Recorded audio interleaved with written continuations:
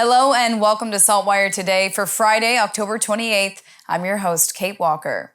We're heading into respiratory virus season, and it's not just one specific virus. The Nova Scotia health system feels pressure every year, but they're significantly strained from the impacts of COVID-19. The COVID virus is still circulating, and Nova Scotia's Chief Medical Officer of Health says, as expected, the influenza surge in Nova Scotia typically begins late December through January and February.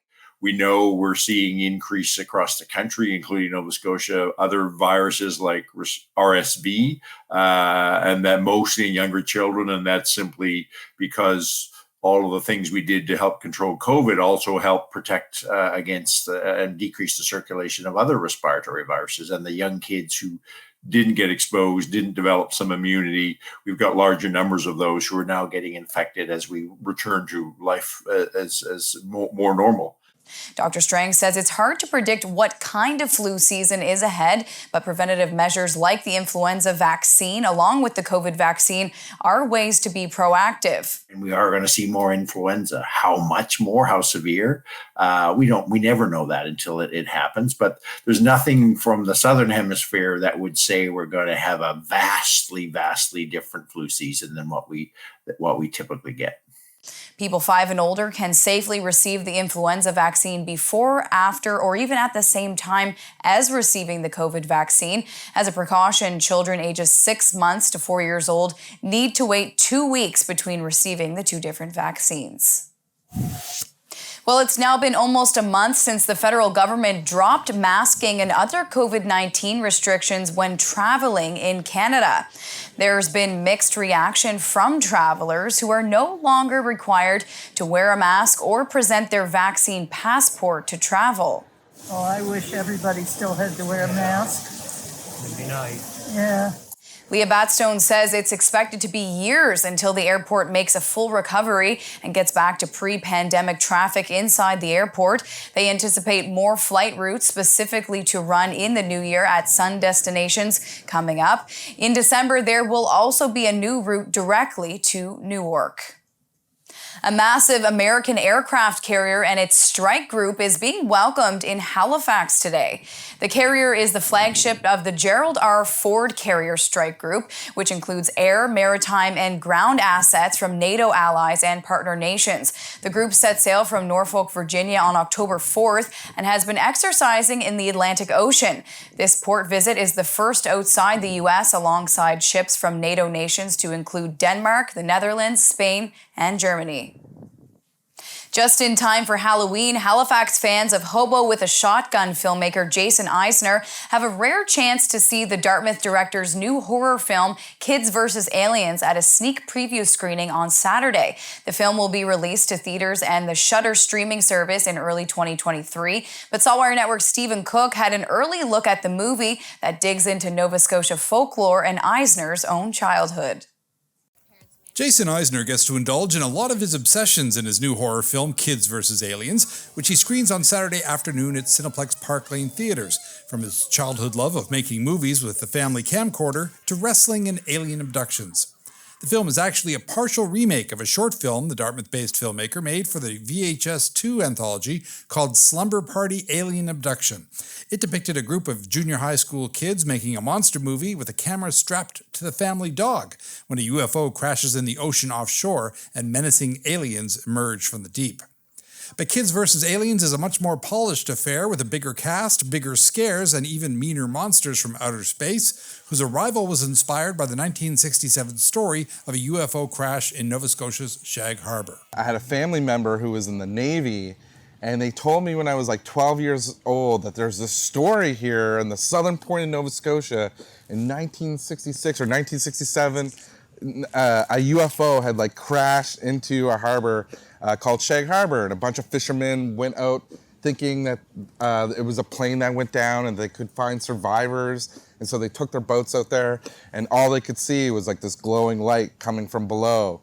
And this family member told me that some of the rumors that he heard while working in the Navy about what had happened, what really happened, and what divers had saw, and like what how the Navy was navigating it all, and that just like filled like, it just filled my imagination. Kids vs. Aliens takes place at Halloween as a costume party at the home of its main characters, adolescent filmmaker Gary and his older sister Sam, gets out of control.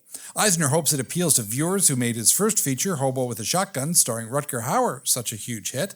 And he also hopes it becomes a Halloween tradition for fans to watch it every year and enjoy the adventure inspired by his childhood movie-making experiences with co-screenwriter John Davies. We used to make our movies in this spot in Dartmouth, right by Redbridge Pond, that we call Miller's Mountain, and there's like a set of woods there. And we used to be there every day during lunch break and after school, building tree forts, make-believing like action movie like scenarios. And I can remember when like teenagers would come into the woods, they would, you know, I would remember being made to feel like I was being like ridiculous or, you know, acting like, you know, under my age in a way. And we used to be chased by them like throwing beer bottles at us. Finally, Eisner gets his revenge on those beer bottle-throwing teenagers in Kids vs. Aliens. If you can't get a ticket for this weekend's preview screening as part of Halifax Horror Film Fest, look for it to surface in theaters and streaming on Shudder early in 2023. In Dartmouth, I'm Stephen Cook for the SaltWire Network. Wes Hall is the first ever Black Dragon of Dragon's Den, a man whose resiliency is now penned in his recently released biography, No Bootstraps When You're Barefoot. He's a founder and chairman of several successful businesses and has been dubbed the 2022 Canadian Business Leader of the Year. But he didn't get there without any struggles along the way or without a troubled past. SaltWire Network's John DeMont sat down with Hall to talk about his inspiring rags to riches life story. I mean, this is a story of barriers, of someone, you know, overcoming barriers, overcoming discrimination. It was hard from the very beginning. It was. Yeah. You know, the book started out by me being abandoned in a house by our mother. My 4-year-old sister was the eldest at the time with us, myself at 18 months, and my brother Ian at 6 months old. Yeah. And we were left, and there was a pot of porridge on the stove that my mother left. And then she just left and never came back. Yeah. And my sister and myself and my brother were crying. And my sister was trying to figure out, okay, how do I feed these kids? Because the porridge is done. And a neighbor heard us crying and came over to see what was going on and realized that, oh, we've been abandoned. Yeah. And he went to the plantation to get my grandmother. And that's how my life kind of got started, really, in a tin shack with my 4-year-old sister, my 6-month-old brother, just by ourselves. It's time for this week's episode of In a Jiffy, part of our Wind and Dine segment with SaltWire sommelier and foodie Mark DeWolf. The idea of In a Jiffy is to help you at home cook up your favorite dishes without spending too much time in the kitchen. This week, Mark DeWolf caught up with Mark Lowe of Lobster Made Easy to talk about how he came up with a new process for cooking and serving lobster if you want to enjoy it but hate the mess and smell of cooking it live. She said, "What are you having?" I said, "Lobster." She said, "Not in this new house, you're not." So I'm out on the barbecue trying to boil water at minus 15 degrees in January thinking, this is archaic. We've done the same thing for 200 years. Like, why are we still doing it this way? And I thought, you know what? And we're trying to kill a live animal in a pot, which wasn't really cool either. So I went to my office and said, you know what, guys? We've got to come up with a better way. And that's how we developed Lobster Made Easy. To watch the full interview, head to the Wind and Dine section of saltwire.com. Well, if you're looking for something to do this weekend, you may want to consider getting outside and enjoying the sun and nature around you, while the weather is still fairly warm. SaltWire's Brandon Young is taking us through a walk in the park where you too could take a stroll. With leaves changing beautiful colors and temperatures dipping to cooler but comfortable levels, it's beginning to feel a lot like fall. And there's no better place to enjoy it than strolling Nova Scotia's beautiful outdoor parks, like Hemlock Ravine Park. With rich history, multiple trails, and a beautiful pond, it's a piece of natural serenity within the urban landscape. Get your steps in with a walk, jog, or saunter through 3 main trails, which include the School Trail, Rockingham Loop, and Wentworth Loop, an isolated wilderness trail. No matter your desired distance, all 3 main trails are wheelchair and stroller accessible, making Hemlock Ravine Park one that's open to everyone. Pet owners, be sure to bring along your four-legged friends for an excursion as well. Hemlock Ravine also includes an off-leash dog trail, Governor's Loop. Visitors who read up on their history will enjoy the fact that the grounds were once occupied by Nova Scotia's Lieutenant Governor John Wentworth, as well as Prince Edward, Duke of Kent. You can get a real sense of where the city's elite used to congregate for garden parties and concerts.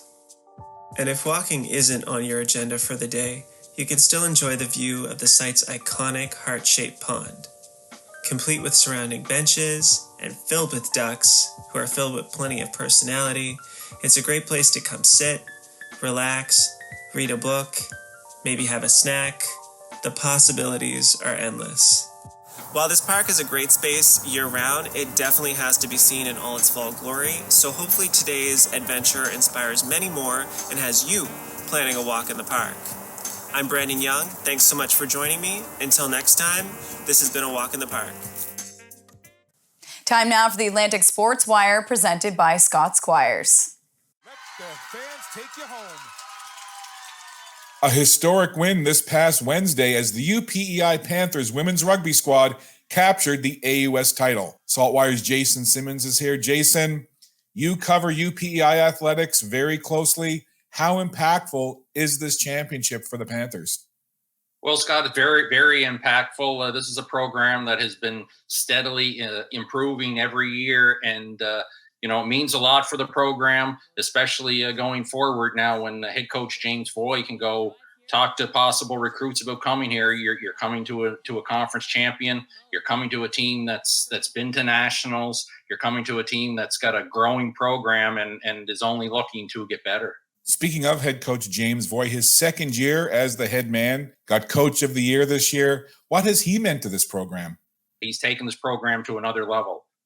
James is a longtime rugby coach, of course, coached a lot for many years, the senior AAA boys team at Three Oaks Senior High School in Summerside, and continues to do so, and is a great success there. And he's just carried that success over to UPEI, and the proof is in the pudding with UPEI in just 2 short years as head coach. UPEI and Acadia will represent Atlantic University Sport at the U Sports Rugby Nationals in Victoria, BC, November 2nd to the 6th. In Halifax, I'm Scott Squires for the Atlantic Sports Wire.